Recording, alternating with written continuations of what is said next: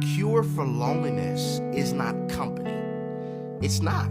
Like, you could be happy and alone, and you could also be in a crowd and alone. You could be single and happy, and you could be married and more lonely than you have ever been in your life, because the cure for loneliness is not company, it's calling. Many times loneliness shows up when the reason of our birth has been undiscovered. And so we end up mislabeling it. We mislabel the Spirit's guidance to help us discover why we have been born as loneliness.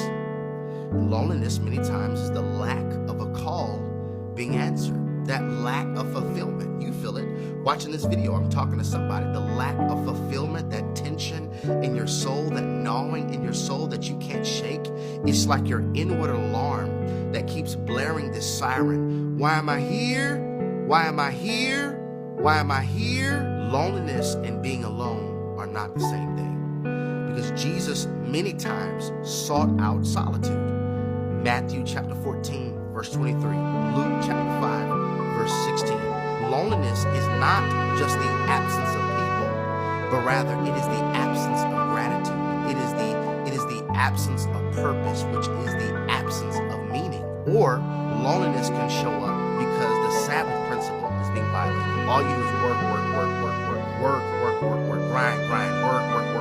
No time for yourself, no recreation, no leisure. Then when something like a pandemic happens, or when you have to be quarantined, or something changes your regularly scheduled lifestyle, that causes for loneliness to show up in the living room with a cup of coffee, look at you square in the face and say, I'm still here. What you thought you could outwork me? That wasn't deliverance, that was avoidance. Jesus sought out solitude to be refueled, because purpose requires for you to pour. So when you seek out solitude because you're in purpose, being alone is rejuvenating. I think the question we have to ask ourselves is, what am I pouring out? Am I pouring out my peace? Am I pouring out my time? Am I pouring out my joy? Am I pouring out my heart to somebody who's draining? Like, they're draining, and there has to come a time when we ask ourselves, okay, how long are we going to continue to blame them for draining us when it's us who keeps giving them the straw? When it's purpose, being alone is rejuvenating. When it's not, being alone is aggravating. Loneliness and being alone are not the same thing. When you're alone, you have learned how to play your solo.